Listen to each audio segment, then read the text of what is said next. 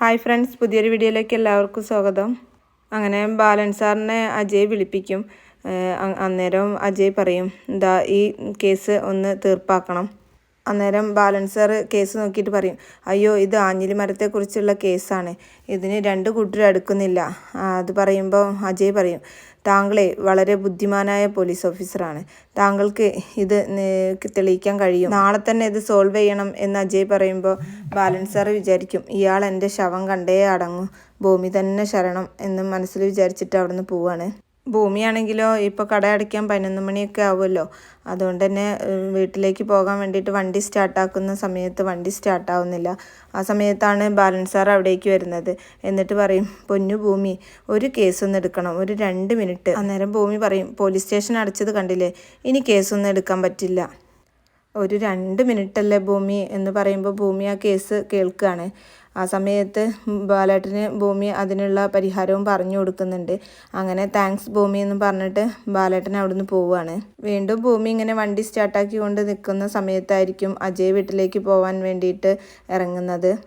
അപ്പോൾ ഭൂമിയെ കാണുമ്പോൾ അജയ് ചോദിക്കും, എന്താ ഇന്ന് ലേറ്റ്? ആ സമയത്ത് ഭൂമി പറയാണ്, ഈ മാത്തമാറ്റിക്സ് കണ്ടുപിടിച്ചാൽ തല്ലിക്കൊല്ലണം സാറേ, ഈ കണക്ക് അങ്ങോട്ടും ഇങ്ങോട്ടും കൂട്ടിയിട്ടും കുറച്ചിട്ടും ശരിയാവുന്നില്ല, എൻ്റെ ജീവിതത്തിൻ്റെ കണക്ക്. സാറിനൊക്കെ ജനിച്ച പാടെ അക്ഷയപാത്രം കിട്ടിയല്ലോ, ഞങ്ങളുടെ പാത്രത്തിൻ്റെ പേര് ദാരിദ്ര്യപാത്രം എന്നാണ്. ഇന്നു മുതൽ 11 മണി വരെ ഞാൻ തുറന്നിരിക്കും.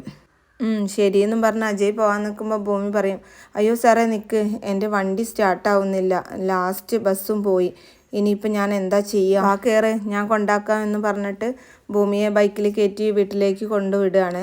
അങ്ങനെ പോകുന്ന സമയത്ത് അജയ് ചോദിക്കും, വീട്ടിലേക്കുള്ള വഴിയൊന്ന് പറഞ്ഞു തന്നാൽ എളുപ്പമായിരുന്നു. അപ്പം ഭൂമി പറയും, എന്നെ ഓട്ടോ സ്റ്റാൻഡിൽ വിട്ടാൽ മതി, ഞാൻ അവിടെ നിന്ന് ഓട്ടോ പിടിച്ച് പോയിക്കോളാം, അത് ഞാൻ തീരുമാനിക്കും എന്ന് അജയ് പറയുമ്പോൾ പറയും, സാറ് എൻ്റെ എല്ലാ ധാരണകളും പൊളിച്ചടുക്കിയിരിക്കുകയാണ്. ഞാൻ വിചാരിച്ചത് സാറ് അഹങ്കാരിയായ മനുഷ്യത്വമില്ലാത്ത ഒരാളാണെന്നാണ്.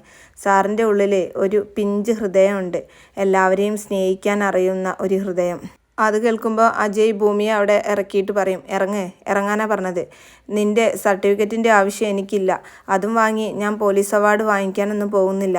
അങ്ങനെ അജയ് ബൈക്ക് എടുത്ത് പോകുമ്പം ഭൂമി വിചാരിക്കും, എന്തൊരു പണിയാണ് ഇയാൾ കാണിച്ചത് എന്ന് വിചാരിച്ച് ഇങ്ങനെ നിൽക്കുന്ന സമയത്ത് അജയ് തിരിച്ചു വന്നിട്ട് ഭൂമിയോട് പറയും, കയറാൻ.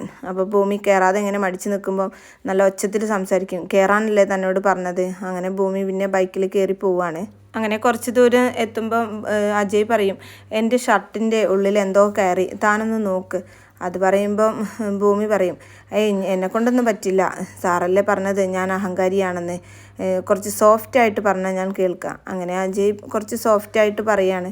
അന്നേരം ഭൂമി അത് ഇങ്ങനെ എന്തെങ്കിലും ജീവി കയറിയിട്ടുണ്ടോ എന്ന് നോക്കുകയാണ്. ആ സമയത്താണ് അഞ്ജന ഫ്രൂട്ട്സ് കടയിൽ നിന്ന് ഫ്രൂട്ട്സും വാങ്ങി ഇറങ്ങുന്നത്. നേരെ തിരിയുമ്പോൾ ഇവർ ബൈക്കിൽ പോകുന്ന കാഴ്ചയാണ് കാണുന്നത്. ഒറ്റനോട്ടത്തിൽ കാണുമ്പം അജയെ കെട്ടിപ്പിടിച്ച് പോകുന്നത് പോലെയൊക്കെയാണ് ആർക്കും തോന്നുക. അതുകൊണ്ട് തന്നെ അഞ്ജനയ്ക്ക് നല്ല കലി തുള്ളുകയാണ്. അങ്ങനെ അവൾ മനസ്സിലിങ്ങനെ വിചാരിക്കുകയാണ്, ഇവർ ഇത്രത്തോളം ഇവളെ പുറകിൽ കയറ്റി കൊണ്ടുപോകാനൊക്കെ ആയോ എന്നുള്ള രീതിയിൽ അഞ്ജന ഇങ്ങനെ നോക്കി നിൽക്കുകയാണ്. അങ്ങനെ ഭൂമിയുടെ അച്ഛനും അമ്മയും ഭൂമി വരുന്നതും കാത്ത് ഇങ്ങനെ മുറ്റത്ത് നിൽക്കുകയാണ്. അന്നേരം അച്ചോട്ടൻ ചോദിക്കും, എന്താ മോള് ഇത്രയും ലേറ്റ് ആവുന്നത്? അപ്പോൾ അംബികേച്ചി പറയും, ഞാൻ വിളിച്ചപ്പം കടയിൽ നല്ല തിരക്കാണെന്നാണ് പറഞ്ഞത്, അതുകൊണ്ടായിരിക്കും. അങ്ങനെ അവരിങ്ങനെ ടെൻഷൻ അടിച്ച് നിൽക്കുന്നതിനിടയിലായിരിക്കും അജയ് ഭൂമിയെയും കൊണ്ട് വരുന്നത്. അങ്ങനെ അജയെ കാണുമ്പോൾ അച്ചോട്ടൻ ചോദിക്കും, അയ്യോ ഇതാരാ CI സാറോ? അപ്പം ഭൂമി പറയും, സാർ ഒന്ന് കയറിയിട്ട് പോവാം. വേണ്ട, പിന്നീട് ഒരിക്കലാവാം, മുത്തശ്ശിയെ കാത്തിരിക്കും, ഫുഡ് കഴിക്കണം. അപ്പോൾ അംബികേച്ചി പറയും, മുത്തശ്ശിയെക്കുറിച്ച് ഭൂമി എപ്പോഴും പറയാറുണ്ട്. അപ്പോൾ അജയ് ചോദിക്കും, ഭൂമിയുടെ അമ്മ സ്റ്റേറ്റ് ആർട്ടിസ്റ്റ് ആണല്ലേ? അപ്പോൾ ഭൂമി പറയും, സ്റ്റേറ്റ് അവാർഡൊക്കെ കിട്ടിയിട്ടുണ്ട്, അമ്മയുടെ നാടകം കണ്ട് വീണതാ അച്ഛൻ എന്ന് പറയുമ്പോൾ അജയ് പറയും, ഞാനും കോളേജിൽ വെച്ച് നാടകത്തിലൊക്കെ അഭിനയിച്ചിട്ടുണ്ട്. നാടകം പൂർണ്ണമായിട്ട് നിർത്തിയോ എന്ന് അജയ് ചോദിക്കുമ്പം ഭൂമി പറയും, അല്ല, ഉറക്കം എടുക്കേണ്ടെന്ന് ഞാനാ പറഞ്ഞത്. സത്യം പറഞ്ഞാൽ അമ്മ നാടകത്തിൽ അഭിനയിക്കുന്നത് ഞാനിതുവരെ കണ്ടിട്ടില്ല. അജയ് ഇറങ്ങാൻ നേരത്തെ അച്ചോട്ടൻ ചോദിക്കും, അല്ല, അമ്മയും മോളെയും കാണാനില്ല എന്ന് പറഞ്ഞൊരു നോട്ടീസ് പതിച്ചിട്ടില്ലായിരുന്നോ? അതിൻ്റെ സൂചന വല്ലതും കിട്ടിയോ? ചെറിയ സൂചനയൊക്കെ കിട്ടി തുടങ്ങിയിട്ടുണ്ട്, എങ്കിൽ ഞാൻ ഇറങ്ങട്ടെ എന്നും പറഞ്ഞിട്ട് അജയ് പോവാണ്. അത് കേൾക്കുമ്പോൾ അച്ചോട്ടൻ്റെ ഉള്ളിൽ ചെറിയൊരു ഭയമൊക്കെ വരുന്നുണ്ട്. ഭൂമി അകത്തേക്ക് പോകാൻ നിൽക്കുമ്പോൾ അച്ചോട്ടൻ പറയും, അതെ മോളെ, നമുക്ക് നാളെയോ മറ്റന്നാളോ നാട്ടിൽ പോകണം. അപ്പോൾ ഭൂമി പറയും, അച്ഛൻ വീണ്ടും തുടങ്ങിയോ നാട് നൊസ്റ്റാൾജിയൊക്കെ? ഉടനെ ഒന്നും നാട്ടിൽ പോകാൻ പറ്റില്ല, അച്ഛനെ നല്ലൊരു ഹോസ്പിറ്റലിൽ കാണിക്കണം, പുണ്ണിനെ ചികിത്സിക്കണം, അതിനൊക്കെ ഒരുപാട് ക്യാഷ് വേണം, അതുകൊണ്ട് ഉടനെ ഒന്നും ഇപ്പോൾ പോകാൻ പറ്റില്ല. അങ്ങനെ ഭൂമി അകത്തേക്ക് പോയി കഴിഞ്ഞാൽ അച്ചേട്ടൻ ഇങ്ങനെ ടെൻഷൻ അടിച്ച് നിൽക്കുമ്പോൾ അംബികേച്ചി പറയും, അച്ചേട്ടാ ടെൻഷൻ ആവണ്ട, നമുക്ക് സാവകാശം ഒരു തീരുമാനം എടുക്കാം.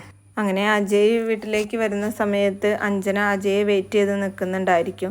അകത്തേക്ക് കയറുമ്പം അഞ്ജന ചോദിക്കും, അജയ് നീ എവിടെയായിരുന്നു ഇതുവരെ? എൻ്റെ ഈ യൂണിഫോം കണ്ടിട്ട് നിനക്ക് ഇതുവരെ മനസ്സിലായില്ലേ? ഞാൻ കണ്ടല്ലോ നീ ഒരു പെണ്ണിനെയും പുറകിലിരുത്തി ബൈക്കിൽ കറങ്ങുന്നത്. ഓ, അതെൻ്റെ ഒരു ഫ്രണ്ടായിരുന്നു. അതവളല്ലേ, ആ ചായക്കടക്കാരി? അത് ശരി, അപ്പം നീ കണ്ടായിരുന്നു അല്ലേ? പിന്നെന്തിനാ ഈ ചോദ്യം? അവൾ നിന്നെ കെട്ടിപ്പിടിച്ചാണല്ലോ ഇരുന്നത്, ആണോ? ഞാൻ കണ്ടതാ. ആ സമയത്ത് അജയ് ചോദിക്കും, നീ എവിടെയായിരുന്നു അതുവരെ? അത് എൻ്റെ ഇഷ്ടം. എങ്കിൽ ഇതും എൻ്റെ ഇഷ്ടം. എങ്കിൽ വിവാഹം കഴിഞ്ഞാലും ഞാനിത് തുടരും. ഞാനത് സമ്മതിക്കില്ല. വേണ്ട, അവളോടൊപ്പം മാത്രമല്ല, എത്ര സ്ത്രീകളോടൊപ്പം വേണമെങ്കിലും ഞാൻ ചുറ്റിക്കറങ്ങും. പിന്നെ നീ പറഞ്ഞില്ലേ ഭൂമിയുടെ കാര്യം, she is honest, self respect, intelligent. ആർക്കും പെട്ടെന്ന് ഇഷ്ടപ്പെട്ടു പോവും അവളെ. എന്ന് വെച്ചാൽ നീ അവളെ ഇഷ്ടപ്പെട്ടു എന്നാണോ? അതെ, ഞങ്ങൾക്ക് രണ്ടുപേർക്കും പരസ്പരം ഇഷ്ടമാണ്. ഞങ്ങൾ made for each other. Ajay, are you serious? Yes, I am serious. I love you Bhoomi എന്ന് പറഞ്ഞിട്ട് അജയ് അകത്തേക്ക് പോവുകയാണ്. അങ്ങനെ രാത്രി ഒരുപാട് സമയമായിട്ടും അച്ചേട്ടനും അംബികേച്ചിക്കും ഉറക്കം വരുന്നുണ്ടായിരിക്കില്ല. അവരിങ്ങനെ ഭൂമിയുടെ കാര്യത്തെക്കുറിച്ചൊക്കെ ഇങ്ങനെ സംസാരിച്ചു കൊണ്ടിരിക്കാവും. ആ സമയത്ത് ഭൂമി വന്നിട്ട് പറയും, എന്തോ ഒരു ചുറ്റിക്കളി ഉണ്ടല്ലോ രണ്ടാൾക്കും, എന്നിൽ നിന്ന് എന്തോ മറയ്ക്കുന്നുണ്ടല്ലോ. എന്ത് മറച്ചാലും ഞാനത് കണ്ടുപിടിച്ചാൽ പിന്നെ നിങ്ങളായിട്ട് ഒരു ബന്ധം ഉണ്ടായിരിക്കില്ല. അത് അവർക്ക് വിഷമായി എന്ന് കണ്ടപ്പം ഭൂമി പറയും, അയ്യോ ഞാനൊരു തമാശ പറഞ്ഞതാണേ, വേഗം വാ രണ്ടുപേരും, ഇന്ന് ഞാൻ നിങ്ങളുടെ കൂടെയാണ് കിടക്കുന്നത്. പിന്നീട് കാണിക്കുന്നത് മുത്തശ്ശിയും സംഗീതയും എല്ലാവരും കൂടെ ഇങ്ങനെ എൻഗേജ്മെൻറ്റിൻ്റെ വെഡ്ഡിങ് കാർഡ് ഡിസൈൻ അതിങ്ങനെ നോക്കിക്കൊണ്ടിരിക്കുകയാണ്, ഏത് ഡിസൈൻ വേണം എന്നുള്ളത്. അന്നേരം മുത്തശ്ശി ചോദിക്കും, ഭവാനി നീ എന്താ മാറി നിൽക്കുന്നത്? ഇത് വന്ന് നോക്ക്, എങ്ങനെയുണ്ട്, ഏത് ഡിസൈൻ വേണം? അപ്പോൾ ഭവാനി പറയും, അമ്മയുടെ ഇഷ്ടം. അങ്ങനെയല്ല, എന്തിനും ഏതിനും അമ്മയുടെ ഇഷ്ടം എന്ന് പറയല്ലേ, നിൻ്റെ മോളുടെ കല്യാണമാണ് നടക്കാൻ പോകുന്നത്. അങ്ങനെ മുത്തശ്ശി മാധവ എന്ന് വിളിക്കുമ്പം മാധവൻ പറയും, ആ ഞാൻ കണ്ടതാ അമ്മേ, അതല്ല, നമ്മൾ ഏത് കാർഡ് സെലക്ട് ചെയ്യുമ്പോഴും നമ്മുടെ കുടുംബത്തിൻ്റെ ഒരു സിമ്പൽ അതിനകത്ത് വേണം. അന്നേരം ചോദിക്കും മാധവൻ, അതെന്താന്ന് 10-28 വർഷം ഇവിടെ നിന്നിട്ട് നിനക്ക് മനസ്സിലായില്ലേ? ഭവാനി അതൊന്ന് പറഞ്ഞു കൊടുക്ക്. അന്നേരം ഭവാനി പറയും, അഞ്ജനയ്ക്കും അഭിരാമിക്കും അനുപമയ്ക്കും കഴുത്തിലണിയാൻ കുഞ്ഞുനാളിൽ കൊടുത്ത മാലയുടെ ലോക്കറ്റാണ് അമ്മ പറയുന്ന സിമ്പൽ. ആ സമയത്ത് മുകളിൽ അജയ് ഇങ്ങനെ ഡ്യൂട്ടിക്ക് പോകാൻ വേണ്ടിയിട്ട് പുറത്തേക്ക് വരുമ്പോൾ അഞ്ജന ചോദിക്കും, അജയ് നീ എവിടേക്കാ? അന്നേരം അജയ് പറയും, നിന്നോട് ഞാൻ പറഞ്ഞിട്ടുണ്ട് എൻ്റെ കാര്യങ്ങളിൽ തലയിടാൻ വരരുതെന്ന്. എന്നിട്ട് അഞ്ജന പറയും, നമ്മുടെ വിവാഹം കഴിയട്ടെ, അത് കഴിഞ്ഞിട്ട് അജയ് പറയുന്നതൊക്കെ ഞാൻ അനുസരിച്ചോളാം. അത് കഴിയുമ്പോഴല്ലേ.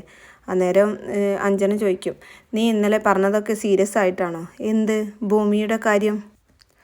അന്നേരം അജയ് പറയും, അതെ സീരിയസ് ആയിട്ടാണ് അഞ്ജന, ലൈഫ് ഒന്നേ ഉള്ളൂ, അത് പരമാവധി എൻജോയ് ചെയ്യണം. എങ്കിൽ അവളെ ഞാൻ കൊന്നിരിക്കും, എങ്കിൽ ഞാൻ വേറെ പെണ്ണിനെ പ്രപ്പോസ് ചെയ്യും, എന്നാലും നീ എന്നെ വിവാഹം കഴിക്കില്ല, ഒരിക്കലും ഇല്ല. ശരി, ഞാൻ ഇനി നിന്നെ ശല്യപ്പെടുത്തില്ല, പിരിയാം, ഞാനിപ്പം തന്നെ മുത്തശ്ശിയോട് പറയാം എന്ന് പറഞ്ഞിട്ട് അഞ്ജന താഴേക്ക് വരികയാണെങ്കിലോ ഇവള് പറഞ്ഞതൊക്കെ സത്യമാണെന്ന് വിശ്വസിച്ച് അഞ്ജനയുടെ കൂടെ താഴേക്ക് ഇറങ്ങി വരികയാണ്. അങ്ങനെ താഴെ ഇവർ രണ്ടുപേരും വരുന്നത് കണ്ടിട്ട് എല്ലാവരും ഇങ്ങനെ സന്തോഷത്തോടു കൂടി നോക്കി നിൽക്കുകയാണ്. എന്നിട്ട് സംഗീത പറയും, ദേ നോക്കി അമ്മേ, അത് നോക്കിയേ, എന്തൊരു ജോഡികളാണ് അവർ രണ്ടുപേരും. അങ്ങനെ മുത്തശ്ശി അജയോട് പറയും, അജയ് നിങ്ങളുടെ വിവാഹകാര്യത്തെക്കുറിച്ചിട്ടുള്ള കാർഡിൻ്റെ ഡിസൈനാണ് ഇവിടുത്തെ പ്രധാന ചർച്ച. അല്ല മോനെ, നിൻ്റെ മനസ്സിൽ എന്തെങ്കിലും ഡിസൈൻ നിൻ്റെ മനസ്സിലുണ്ടോ? അഞ്ജന പറയുന്നതൊക്കെ സത്യമാണെന്ന് വിശ്വസിച്ച അജയ് പറയും, അത് മുത്തശ്ശി, അഞ്ജനയ്ക്ക് എന്തോ പറയാനുണ്ടെന്ന്. എന്താ മോളെ, എന്താ മോൾക്ക് പറയാനുള്ളത്? അന്നേരം അഞ്ജന വലിയ ബിൽഡപ്പൊക്കെ കൊടുത്തിട്ട് പറയും, ഞാൻ പറയുന്ന കാര്യങ്ങൾ എല്ലാവരും അംഗീകരിക്കണം, ചിലപ്പോൾ നിങ്ങൾക്ക് സങ്കടം ഉണ്ടാക്കുന്ന കാര്യമായിരിക്കും എന്നൊക്കെ പറഞ്ഞിട്ട് പറയും, എൻഗേജ്മെൻറ്റിന് ഞാൻ സാരി ഉടുക്കില്ല, അജയ് എന്നോട് സാരി ഉടുക്കാൻ എന്നെ നിർബന്ധിക്കുകയാണ്. എന്നിട്ട് അഞ്ജന പറയും, അജയ് ആണ് പറഞ്ഞത് സാരി ഉടുക്കാനെന്ന്. അപ്പോൾ സംഗീത പറയും, അജയ് അധികാരം ഇപ്പോഴേ തുടങ്ങിയല്ലേ. അപ്പം മുത്തശ്ശി പറയും, അജയുടെ ആഗ്രഹം പോലെ തന്നെ നീ നടക്കണം, സാരി ഉടുക്കണമെങ്കിൽ സാരി ഉടുക്കണം. അന്നേരം അജയ് പറയണം, മുത്തശ്ശി ഞാനൊന്ന് പറഞ്ഞോട്ടെ. ആ സമയത്താണെങ്കിൽ അജയ് പറയുന്നത് ആരും സ്വീകരിക്കുന്നുമില്ല. അഞ്ജന അജയെ പുറത്തേക്ക് വിളിച്ചുകൊണ്ടേയിട്ട് പറയും, നീ എന്താടാ എന്നെക്കുറിച്ച് വിചാരിച്ചത്? ഡൽഹിയിലെ എല്ലാ തരികിടയും കളിച്ചു വളർന്നവളാണ് ഞാൻ. നിന്നെ കെട്ടി ഞാൻ നിന്നെ അതിൽ കുറ്റിയടിച്ചു, ആ കുറ്റിക്ക് ചുറ്റും മാത്രമേ നീ കറങ്ങൂ എന്നൊക്കെ പറഞ്ഞിട്ട് അജയെ ഭീഷണിപ്പെടുത്താണ് അഞ്ജന. പിന്നീട് കാണിക്കുന്നത് സത്യദാസ് ഇങ്ങനെ ഭൂമിയുടെ കുട്ടിക്കാലത്തെ ഫോട്ടോ നോക്കിക്കൊണ്ട് ഇങ്ങനെ നിൽക്കുകയാണ്. ആ സമയത്താണ് നമ്മുടെ അച്ചുവേട്ടൻ ആ വീട്ടിലേക്ക് കടന്നു വരുന്നത്. അച്ചുവേട്ടനാണെങ്കിൽ വീടിൻ്റെ മുറ്റത്ത് എത്തുമ്പോൾ ഇത് തന്നെയാണോ വീട് എന്നുള്ള ഒരു ശങ്കയോട് കൂടിയാണ് അകത്തേക്ക് വരുന്നത്. അങ്ങനെ സത്യദാസ് ഒരു പെഗ് അടിച്ചുകൊണ്ട് നിൽക്കുന്ന സമയത്താണ് അച്ചുവേട്ടനെ കാണുന്നത്. അദ്ദേഹത്തിനെ അവിടെ കണ്ടതും അച്ചുവേട്ടനെ ഇങ്ങനെ ചെറിയൊരു ചിരിയോട് കൂടി നോക്കി നിൽക്കുകയാണ്. പിന്നീട് 3 പേരെയും ഇങ്ങനെ ഒന്നിച്ച് കാണിക്കുന്ന ഈ ഒരു സീനോട് കൂടിയിട്ടാണ് കേട്ടോ ഇന്നത്തെ എപ്പിസോഡ് അവസാനിക്കുന്നത്.